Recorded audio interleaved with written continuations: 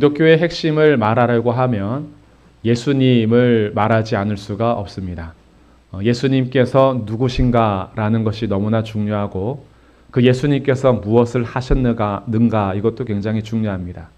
왜냐하면 우리의 죄 문제 해결과 구원에 대한 이야기가 내가 무언가를 해서 따내는 것이 아니라 예수님께서 나를 위해서 무언가 해주셨기 때문에 얻는 은혜로서 예수님이 누구시며 예수님이 무엇을 하셨는가라는 주제는 우리에게 가장 핵심적인 주제가 됩니다. 그래서 우리가 세상을 살아가면서 나는 누구이며 나는 무엇을 하는 사람인가라는 것도 우리에게 큰 주제이며 관심사이겠지만 기독교인들에게 믿음의 생활을 하면서 가장 중요한 핵심은 예수님은 누구시며 예수님은 무엇을 하셨는가입니다. 그래서 저희는 4월달 예수님 이야기를 같이 나누고 있습니다. 예수님은 하나님이신 동시에 사람이시고요. 그분이 이 땅에 오셔서 우리를 위해서 구속의 일을 하시는데 자기의 모든 것을 주심으로 십자가에서 우리를 사셨습니다. 고난과 십자가도 우리를 위함이었고요. 오늘은 예수님께서 다시 살아나셨다라는 부활의 주제를 나누려고 합니다. 새벽에 부활의 주제를 한번 나누었는데 만약에 부활이 없다면 기독교인들에게 딱 한마디가 남는다고 했습니다. 그게 무엇이었을까요? 망했다. 부활이 없다면 우리에게 마지막 한마디는 망했다입니다. 부활이 없으면 기독교의 모든 근간은 흔들리는 것이고 우리가 전하는 메시지도 헛것이 되며 우리의 믿음도 헛것이 되고 그러면 우리는 여전히 죄 아래에 있는 존재가 되기 때문에 그리스도의 부활이 없다면 우리는 정말 망한 존재예요. 그리스도의 부활이 없다면 굳이 우리가 이 세상을 살아가면서 이렇게 살 이유가 없습니다. 주일에 뭐하러 모입니까? 이 좋은 날. 우리 모일 이유도 없고요. 뭘 그렇게 절제하며 삽니까? 절제할 이유도 없어요. 이 세상이 전부라면 우리는 그냥 내가 하고 싶은 대로 살다 가는 것이 제일 잘 사는 겁니다. 그런데 우리에게는 부활이 있고 예수님께서 부활하셔서 우리에게 첫 열매가 되셨는데 오늘 말씀은 우리에게 이렇게 가르쳐 줍니다. 우리 암송구절 15장 20절에서는요. 그러나 이제 그리스도께서 죽은 자 가운데서 다시 살아나사 잠자는 자들의 첫 열매가 되셨다. 잠자는 자들의 첫 열매가 되셨다라고 합니다. 그렇다면 예수님께서 부활하셔서 첫 열매가 되신 것이 무엇인지 소생과 부활의 차이를 설명드리면서 부활의 정리를 해보려고 합니다. 소생한다라는 것도 죽었다가 다시 살아나는 겁니다. 우리는 주변에서 그런 이야기들을 종종 듣습니다. 관에 들어갔다가 다시 깨어나서 산 사람들의 이야기 들어본 적 있으시죠? 죽은 줄 알았는데 며칠 만에 깨어나는 사람들 이야기 우리 주변에도 있습니다. 성경에도 있습니다. 무덤에 들어간 지 나흘 만에 썩은 냄새가 났지만 나사로야 나오라 라는 예수님의 말씀을 듣고 그가 수족이 동인 채로 튀어나왔습니다. 풀어놓아 다니게라 라고 하여 그 묶인 것을 풀어놓았더니 죽었던 나사로가 살아서 삶을 얻었습니다. 야이로의 딸 12살밖에 안 된 어린 딸이지만 죽었습니다. 예수님께서 그를 찾아가셔서 그를 고치시고 살려주셨습니다. 성경에도 죽었다가 살아난 이야기는 있습니다. 그러나 이것을 부활이라고 하지는 않습니다. 이것은 소생이라고 합니다. 죽은 몸이 다시 살아나는 것은 소생이라 그래요. 그럼 소생과 부활의 차이가 무엇인가? 이것을 이해하면은 부활에 대해서 좀 더 이해할 수 있을 것 같은데요. 소생은 죽은 사람이 그 동일한 몸으로 다시 살아나는 것을 소생이라고 합니다. 제가 죽었다가 3일 만에 기적으로 다시 태어날 때 이 몸 그대로 다시 살아날 겁니다. 그러나 언젠가는 또 죽을 겁니다. 이걸 소생이라고 해요. 나사로가 지금까지 돌아다니지 않습니다. 나사로는 죽었다가 살아났지만 다시 죽었습니다. 야이로의 딸이 살아났지만 지금까지 살고 있지 않습니다. 야이로의 딸도 다시 죽었습니다. 소생은 한 번 죽었다가 살아났지만 그 몸을 가지고 있기 때문에 다시 죽습니다. 그래서 잠자다가 죽었다가 깨어나는 일들이 가끔 발생하긴 하나 이것은 소생이라고 하지 부활이라고 하지 않습니다. 그럼 부활은 무엇이냐? 부활은 죽었다가 살아나는 것은 똑같은 이야기인데 부활은 죽은 몸이 아니라 살아날 때에는 부활체의 몸으로 살아납니다. 몸이 달라져요. 그 몸이 달라진다는 것이 외모가 완전히 달라진다거나 무엇이 달라지는지는 정확히는 알 수는 없으나 이 몸이 완전한 몸으로 다시 사는 것을 부활이라고 합니다. 그래서 부활은 다시 죽지 않습니다. 그래서 예수님이 잠자는 자들의 첫 열매가 되셨다 그래요. 죽었다가 살아난 사람들은 있었으나 예수님처럼 죽었다가 부활하셔서 지금까지 살아있는 존재는 없어요. 예수님밖에 없어요. 그래서 예수님이 부활의 첫 열매입니다. 그리고 첫 열매라는 것은 이후에도 열매가 있다라는 사실이에요. 그 열매가 누구냐 하면 22절에서 이렇게 기록을 합니다. 아담 안에서 모든 사람이 죄 때문에 죽은 것 같이 그리스도 안에서 예수님 주시는 생명으로 인해서 모든 사람이 삶을 얻게 될 것이다. 그리스도 안에서 다시 살아나는 것이 예수님 이후에 일어나는 일인데 23절 각각 자기 차례대로 될 것인데 먼저는 첫 열매인 그리스도께서 첫 번째 열매로 부활하셔서 지금까지 살아 계시고요. 다음에는 그가 강림하실 때에 그리스도에게 속한 자, 예수님을 믿는 모든 사람들도 예수님께서 다시 오실 때 부활체로 우리는 다시 살게 될 것입니다. 그래서 우리들이 그동안 칭의, 성화, 영화의 주제를 다루었었는데 영화의 모습을 입을 때 우리의 몸이 변화되어서 나타나는 것을 부활체라고 합니다. 이 몸은 다시 죽지 않습니다. 그래서 부활체는 예수 그리스도 안에서 우리가 새 삶을 얻게 되는 것인데 소생과 부활의 이 차이를 알게 되면은 부활이 무엇인지 좀 더 명확히 알 수 있게 되죠. 그래서 우리 주님은 부활하셔서 다시 죽지 않으셨습니다. 부활하셔서 지금 하나님 보좌 우편에 계시며 그 주님이 부활하신 몸 그대로 다시 오실 것입니다. 예수님께서는 무덤에서 썩지 않으셨습니다. 예수님은 이 땅에서 사라지지 않았습니다. 십자가에서 죽음으로 끝나지 않았습니다. 예수님께서는 죽음의 권세를 깨뜨리시고 부활하셔서 지금도 살아계시고 우리와 함께 계십니다. 이것을 믿으시기를 축복합니다. 예수님의 부활을 믿는다라는 것은요, 단지 과거 2000년 전에 일어났던 사건을 내가 받아들인다라는 의미를 넘습니다. 왜냐하면 예수님이 2000년 전에 무덤에 들어갔다가 다시 살아났었나 보다. 이 사건이 거기서 끝나지 않고 그 살아나신 그분이 지금도 우리와 함께 계심을 믿는 겁니다. 부활의 주님을 믿는다는 것은 이런 거예요. 그래서 부활하셨다라는 그 이야기는 기독교에서 굉장히 중요한 핵심이 됩니다. 그러면 우리에게 이런 생각을 하실 수도 있을 것 같아요. 진짠가? 이런 생각을 하실 수도 있죠. 부활이 진짠가? 증명해봐라. 이렇게 물어보신다면 어떻게 하시겠어요? 부활이 사실인지 증명해봐라. 이렇게 나온다면 그러면 이제 우리들은 증명에 대해서 정리를 해야 되는데 어떤 사건이 사실이라는 것을 증명하기 위해서는 세 가지의 논지가 필요합니다. 첫 번째는 그 사건에 대한 증인들이 필요합니다. 이 법적으로 지금 얘기하는 거예요. 사건에 대해서 증인들이 필요하면 증인들의 증언은 그 사건을 증명하고 사실을 증명하는 데 있어서 효력이 있습니다. 그러나 증인들이 위증할 수도 있겠죠. 두 번째 더 중요한 것은 물증입니다. 물증이 있어야 그 사건과 사실에 대해서 증명이 됩니다.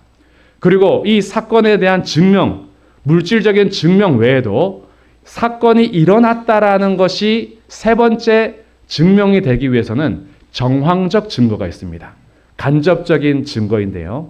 예수님께서 이렇게 부활하셨다라는 이야기가 과연 증언들이 있고 그리고 물질적으로도 증명이 되며 정황적으로도 간접적인 증거가 있느냐라는 것을 따져보면 법적으로는 이게 사실로 증명이 됩니다. 부활의 기쁜 날 법적인 얘기를 하니까 인상들이 점점 안 좋아지십니다. 부활의 이야기를 그냥 부활하셨다라고 하고 끝날 수도 있지만 오늘은 부활하셨음에 대해서 조금 더 생각을 해보기 위해서 한 번 이 증명에 대한 이야기를 해보도록 하겠습니다. 그렇다고 저도 뭐 법적인 전문가는 아니니까요. 성경에 대해서 이제 증언을 하려고 하는데요. 첫 번째, 예수님의 부활에 대해서 증인들이 있었는가? 어떻게 생각하시죠? 증인들이 있었을까요? 없었을까요? 있었죠. 정말 많이 있었습니다. 먼저는 여인들이 무덤에 갔다가 살아나신 예수님을 만났습니다. 예수님의 죽으심을 한탄하면서 엠마오로 가는 두 제자가 예수님의 살아나심을 만났습니다. 그리고 몰래 숨어있던 제자들이 두려워서 꽁꽁 문을 닫고 있었지만 부활하신 예수님이 그들을 찾아가셔서 만나주셨습니다. 그리고 자기를 보여주셨죠. 거기에 없었던 도마가 제자들의 말을 듣고 나는 그 손에 못 자고 그 옆구리에 창자국을 만져보지 않으면 못 믿어 라고 하자 여드레 만에 예수님 다시 찾아가셔서 도마에게 손을 내미시고 옆구리를 보여주시면서 보고 믿어라. 믿지 않는 자가 되지 말고 믿는 자가 되라 라고 그에게 직접 보여주셨습니다. 그뿐만이 아니라 예수님의 형제로 있었던 예수님이 사역하러 다니실 때에 예수님이 미쳤다라는 소문을 듣고 그를 붙잡으러 왔던 형제 중에 야고보라는 사람이 있는데 그 야고보가 예수님 부활하신 예수님을 만나서 그가 증언하게 되었고요.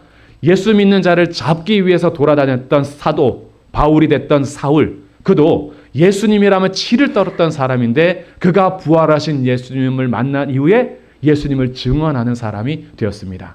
그뿐만이 아닙니다. 오늘 성경은 이렇게 증언합니다. 고린도전서 15장 말씀에 우리 5절부터 이렇게 기록을 합니다. 15장 5절에서요. 증인들에 대해서 지금 얘기해 주는데 게바는 베드로입니다. 베드로에게 보이셨대요. 부활하신 주님이 자기를 보이셨고 후에 12제자에게도 보이셨고 6절 그 후에 500여 형제에게도 일시에 보이셨답니다. 이름을 다 기록하지 않은 500명 이상의 형제들에게도 부활하신 예수님이 자기를 보여주셨고요. 고린도 전서가 기록될 당시에는 이 사람들이 다 살아 있었다는 거예요.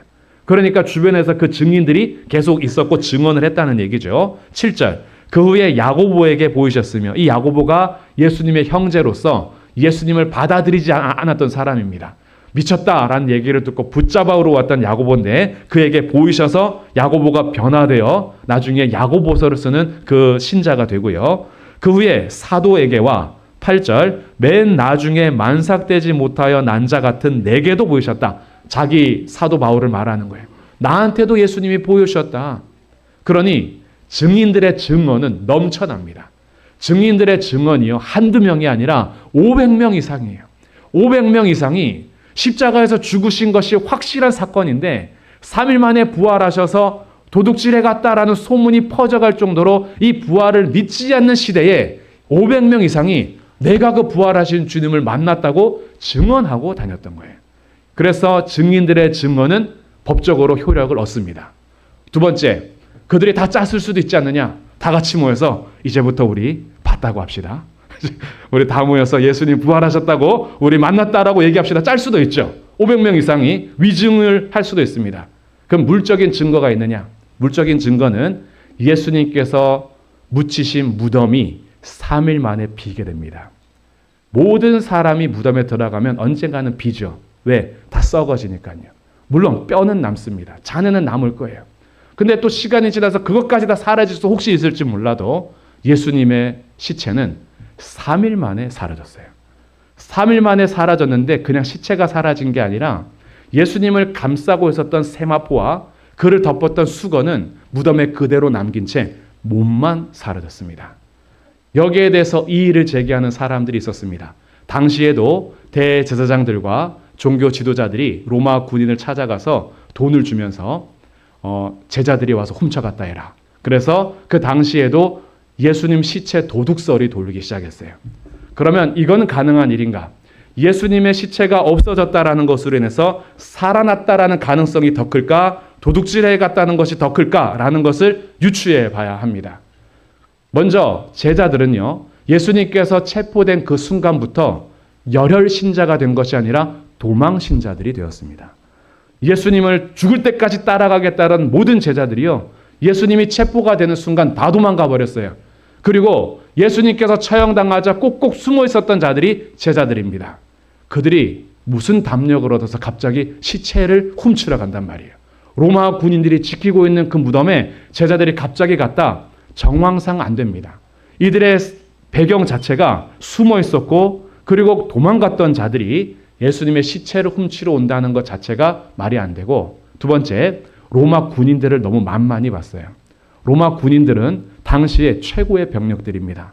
이들이 무덤을 지키기 위해서는 16명이 돌아가면서 4명 이상의 한 조가 되어 닫혀있는 큰 돌문 앞에 병사로서 지키고 있습니다. 제자들이 뭐라고 로마 군인을 이기고 시체를 훔쳐올 수 있는가? 그럴 수가 없는 거예요. 그냥 객관적인 이야기를 지금 하는 겁니다.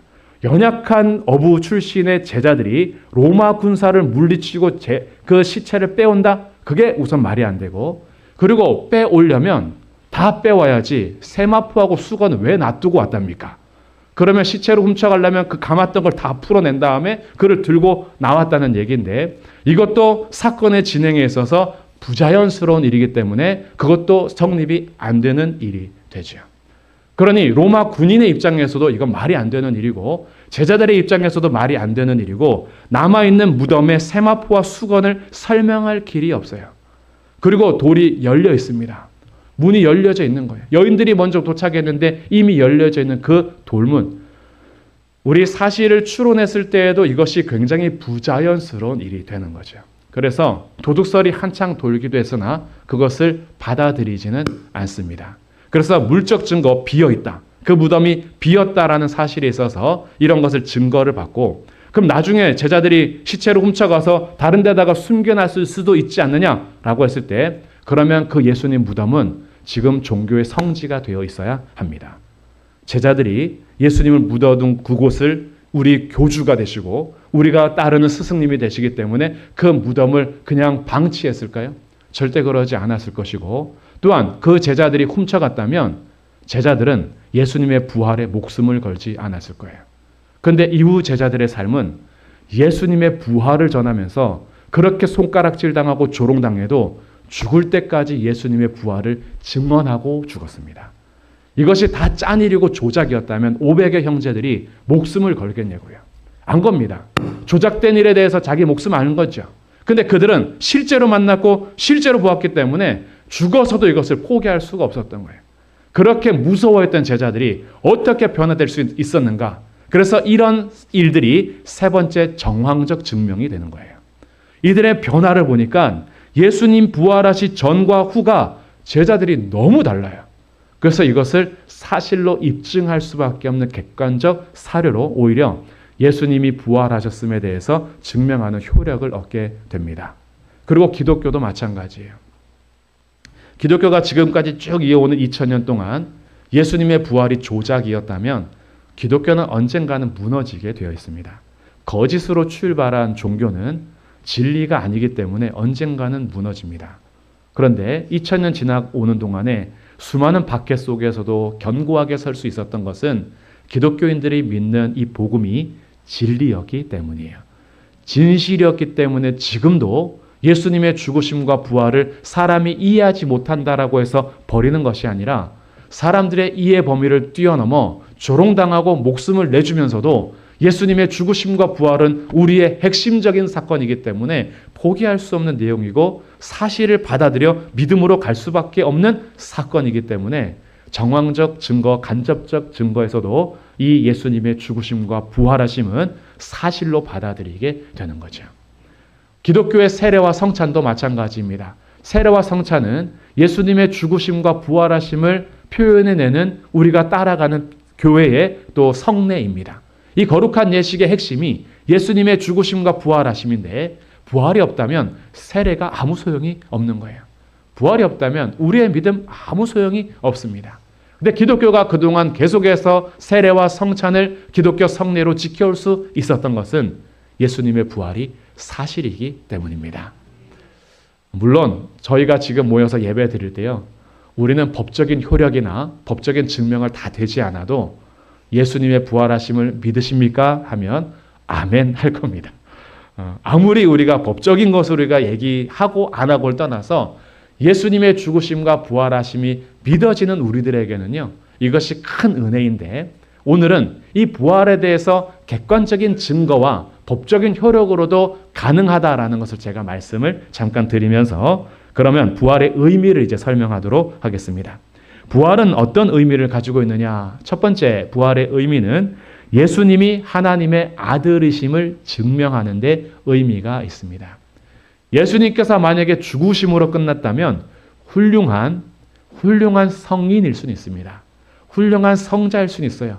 우리를 위해서 십자가에서 죽으신 훌륭한 분으로 받아들일 수는 있지만 부활하지 않으셨다면 그가 하나님의 아들이라는 것을 증명할 수는 없어요. 아까 말씀드린 것처럼 소생과 부활은 차이가 있다라고 했죠. 죽었다가 잠깐 살아난 게 아닙니다. 부활하셔서 지금까지 살아계신 분이에요. 그래서 예수님의 부활은 예수님이 하나님의 아들이시며 하나님이란 사실을 증명하는 데 첫 번째 의미가 있습니다. 두 번째 부활의 의미는요. 예수님의 죽음이 자기의 죄 때문에 죽은 것이 아니라 우리의 죄 때문에 죽었다라는 것이 사실임을 증명합니다.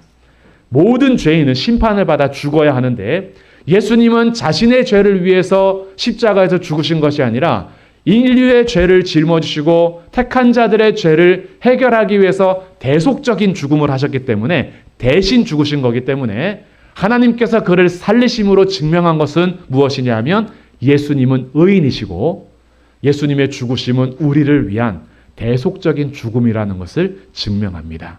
그래서 이 부활을 받아들이면 예수님의 죽으심이 남의 이야기가 아니라 나의 죄를 씻어주신 사건이 되는 거예요. 그래서 부활은 대속적 죽음을 증명하는 데 두 번째 의미를 가집니다. 세 번째, 이와 비슷한 건데 예수님의 부활은 예수님이 죄와 죽음의 권세를 이기셨다라는 것을 증명합니다. 죄와 사망 아래에서 죽음으로 끝난 것이 아니라 예수님은 죄 때문에 온 사망의 권세를 깨시고 일어나셨어요. 그곳에서 승리하셨습니다. 그래서 예수님은 죄와 사망을 정복하신 왕이심을 증명하는 사건이 부활의 사건입니다. 그래서 우리가 부활의 주님을 믿는다면 우리는 더 이상 죄와 사망에게 종로로 타지 않으셔도 됩니다. 우리의 몸은 언젠간 죽을 것이지만 죽음을 두려워하지 않을 수 있는 것은 살아계신 예수님 안에서 우리는 다시 부활할 것이기 때문입니다. 그래서 죄와 사망을 정복하신 것이 증명하는 것이 부활이고요. 그리고 예수님의 부활하심은요. 예수님께서 그동안 말씀하셨던 것이 진실이라는 것을 증명합니다. 예수님께서 말씀하신 모든 말씀이 진실이기 때문에 성령님을 보내주는 것도 진실이시고 다시 오시겠다란 예수님의 말씀 이제 하나 남았습니다. 아직 이 땅에 이루어지지 않은 것. 예수님께서 언젠가는 다시 오시겠다라는 건데 그 또한 진실이라는 것을 증명하는 것이 부활의 사건입니다. 예수님께서 살아나셔서 지금까지 살아 계시기 때문에 예수님은 말씀하신 대로 곧 오실 겁니다. 예수님의 오심을 기다리는 것이 부활의 사건인 거예요. 그래서 이런 부활의 사건이 신자들에게 주는 유익 세 가지가 있는데 이 세 가지를 말씀드리고 오늘 말씀을 마치려고 합니다. 먼저 예수님의 부활이 우리에게 주는 유익 첫 번째는요. 우리의 죄가 용서되었다는 영수증을 갖게 되는 것이 부활이 주는 첫 번째 유익입니다.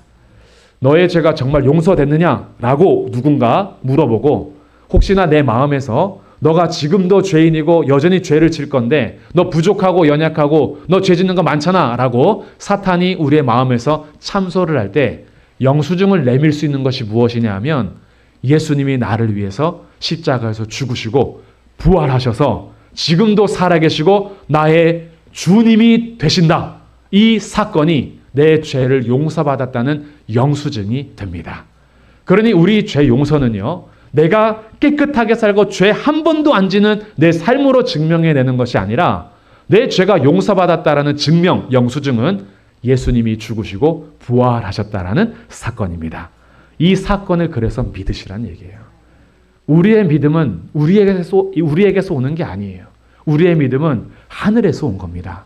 하나님께서 이 땅에 오셔서 나를 위해서 죽으시고 부활하심으로 내 죄를 용서하셨다는 스스로의 증명이 되셨고 우리의 영수증이 되어 주셨습니다. 두 번째, 우리 신자들이 갖는 유익은요. 그렇기 때문에 신자는 더 이상 죄에게 종속되지 않습니다. 다른 말로 말하면 신자는 죄로부터 해방되었습니다. 죄로부터 해방됐다는 얘기는 또 다른 말로 사망에서 해방되었다라는 뜻입니다. 우리의 몸은 언젠간 죽을 것이지만 우리는 언젠가 다시 살아날 것입니다.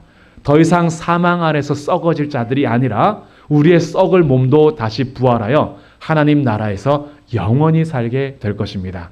그러니 죄에게 굴복하지 마십시오. 죄에게 굴복하지 않을 수 있습니다. 왜냐하면 우리는 죄와 사망의 권세를 깨뜨리시고 이기신 예수님께 소속된 자들이기 때문입니다. 우리의 소속은 죄와 사탄과 사망이 아니라 우리의 소속은 예수 그리스도이십니다. 예수님은 죄와 사망의 권세를 이기신 분으로 우리가 그분의 소속이 된다면 우리는 이 땅에 사는 동안에 모든 죄로부터 넉넉히 이길 수 있습니다. 나를 자꾸 넘어뜨리는 그 죄, 거기에 손 내밀지 마시고 굴복하지 않으실 수 있는 것은 예수님이 이기셨기 때문입니다. 우리는 죄에서 해방된 자들이에요. 나를 괴롭히고 나를 짓누르고 나를 자꾸 침체되게 만드는 죄로부터 해방하신 예수 그리스도의 십자가와 부활 앞에 나오셔서 죄와 싸우시고 예수님의 이름으로 승리하시기를 축복합니다. 마지막 세 번째 유익은요, 영원한 미래에 대한 소망을 가지게 됩니다. 다른 말로 우리 미래에 대한 영원한 소망을 주는 것이 부활이 주는 유익입니다. 이것은 무슨 뜻이냐 하면 이 땅에 사는 동안에 고난이 있을 수 있습니다. 정말 죽고 싶을 정도로 고통스러울 때도 있을 겁니다. 그러나 현재 당하는 고난은 다가올 부활의 영광에 비교하면 아무것도 아닙니다. 그래봐야 100년만 고생합시다. 그래봐야 이 땅에 사는 동안 100년만 고생하시죠. 조금 더 사시고 싶으신 분들은 120년만 고생하세요. 우리가 이 땅에 사는 동안 길면 길고 짧으면 짧으니 100년의 인생을 살면서 여러 가지 어려움을 당할 수 있으나 우리의 최종적인 미래는 이 땅에서 고난당하다가 썩어져 없어지는 존재가 아니라 영원한 천국에서 주와 함께 영원히 살 것입니다. 이것이 우리의 미래이기 때문에 이 땅에서 100년 고생 끝나고 나면 우리에게 주실 영광과 비교할 수 없을 성도의 삶이 시작이 될 것입니다. 그러니 어렵더라도 미래의 주님 다시 오심을 기억하시고 나에게 주신 이 부활의 소망을 가지고 오늘을 또 견디는 거예요. 우리 주님께서 주신 희망은 고문이 아니에요. 이 없을 것에 대해서 그냥 우리들끼리 상상으로 만들어낸 희망 고문이 아니고 우리에게 주지 않을 거면서 줄 듯 말 듯할 그런 장난이 아니라 우리에게 확실하게 약속되고 보장된 것입니다. 그래서 성도들은요, 이 미래에 대해서 약속을 가진 자로서 소망을 가진 자이기 때문에 오늘을 살아가면서 지치고 힘들더라도 우리 미래의 소망 되시는 예수님이 지금도 나와 함께 계시고 하나님 보좌 우편에서 나를 위해서 친히 간구하시고 성령님을 보내주셔서 내 삶을 이끌어 가심을 믿으시면서 오늘을 잘 살아가십시오. 그러다 보면은 고난이 사라질 때도 있고 이 땅에서 기쁨과 정말 충만한 그 풍성함을 누릴 때도 있고 그러다가 또 고난을 당할 때도 있고 반복될 것이지만 우리의 마지막은 영원토록 사망도 없고 애통도 없고 눈물도 없고 고통도 없고 죽음도 없고 모든 원수를 완전히 짓밟아 이기신 예수 그리스도 안에서 하나님과 영원토록 함께 살 그 날이 있음을 믿으시면서 오늘 하루하루 신자로서 성도로서 이 유익을 담아 함께 믿음의 삶을 잘 걸어가시기를 주님의 이름으로 축복합니다. 적용점은 딱 한 가지만 드리겠습니다. 요겁니다. 오늘의 적용점. 적용은 실천하는 게 목적이니까요. 평소에 내가 예수님 전해야지 하다가도 시간만 훅 가서 못했다. 오늘은 식사하시고 요거 하나, 2개, 3개 정도 가져가셔서 우리 주위에 있는 우리가 이곳에 교회가 있으니까 상가들, 지나가는 이웃들 하나씩 전해주시면서 예수님 부활하셨습니다. 라고 전해줄 수 있길 바라고요. 혹시나 그분이 관심을 가지고 말 걸어오면 도망가지 마시고 예수님이 나를 위해서 죽으시고 부활하셨다라는 복음을 전해주시고 또 복음을 못 전해도 괜찮습니다. 이 안에 전도지가 복음을 요약해서 정리해주고 있으니 삶은 계란 아니고 구운 계란. 와우. 구운 계란과 여기 사탕 하나밖에 없지만 보통은 2개씩 들어있는 그 전도지를 가지고 오늘 적용사항입니다. 식사 맛있게 하시고 주변에 다녀오셔서 예수님을 전하시는 우리 모든 성도들이 되시기를 주님의 이름으로 축복합니다.